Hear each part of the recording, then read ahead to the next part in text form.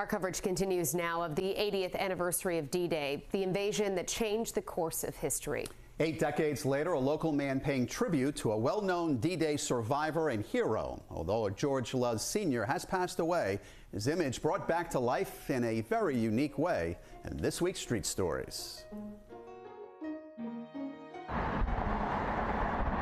The show Band of Brothers this might sound crazy, but it's something I think about almost every day. One ingredient at a time. So I'm doing a portrait of George Luz. 13 in total. You know, I think about like what these guys went through, and it's like, why am I complaining right now? Precisely placed. I was trying to think of what ingredient would be best for a military uniform, and it seemed like olive green was the perfect choice. Creating a unique form of art. Framed version of it put together and presented to George. To capture a war hero. Seemed like a really unflappable guy. Eric Palmieri from D. Palmieri's in Johnston turns pizza into works of art. I hope he loves it. His latest creation, a portrait of a true rock star. Sense of loyalty and duty and George Luz Sr. That bond and that brotherhood, like it's very inspiring. A private first class with the Easy Company 2nd Battalion in the 101st Airborne Division.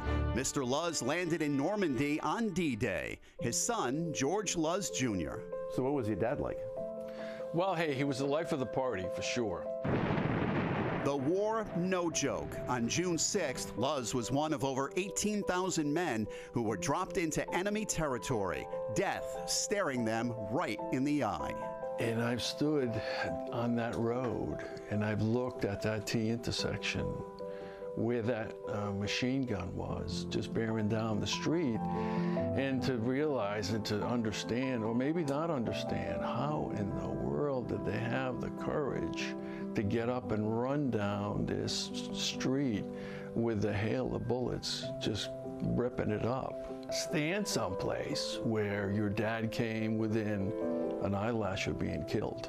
Over the years, Luz's son got to know a lot of the men who were introduced to the world in the HBO miniseries Band of Brothers. In Bill Guinier's book, there's a part about the reunion of the Easy Company and the memories of the war. The words chilling. If something comes up that has to do with the war, we look at each other. We don't have to say a word. You give a guy a hug or a squeeze. It's understood. When it was time to raise your right hand to protect and defend the Constitution, he was one of the 16 million American men and women that did that during World War II. I'm getting it, bud. 80 years later, the younger generation. This was a lot of fun for me to make. Paying tribute to the Easy Company. Did your dad like pizza? He loved pizza. He'd be so excited that Eric would do something like that. Just in honor of your dad's service and the 80th anniversary of D-Day, I wanted to present you with this framed photo of your dad's pizza portrait. Oh, wow. How cool is that? And then I signed it in barbecue sauce. Well, it really does capture my dad. Oh, that's the greatest compliment I could possibly imagine receiving, George. George, by the way, is in Normandy right now, and when you listen to him, he stood right in the same spot his dad was. Yeah, to think about that and to know what his dad went through. And even that moment where he says, you know, the veterans can just look at each other and understand. A lot of them say they don't want to talk about it.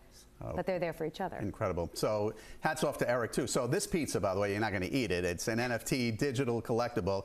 Take a picture of it, and he's been selling it. He sold 20 of them so far. All the proceeds, by the way, are going to a great cause. If you'd like to buy one, you have until 2 o'clock tomorrow to do that. It goes to Dare to Dream Ranch over in Foster that provides alternative therapy programs for U.S. military veterans and their families who might be suffering from PTSD and other ailments. Just go to our website for more information, WPRI.com.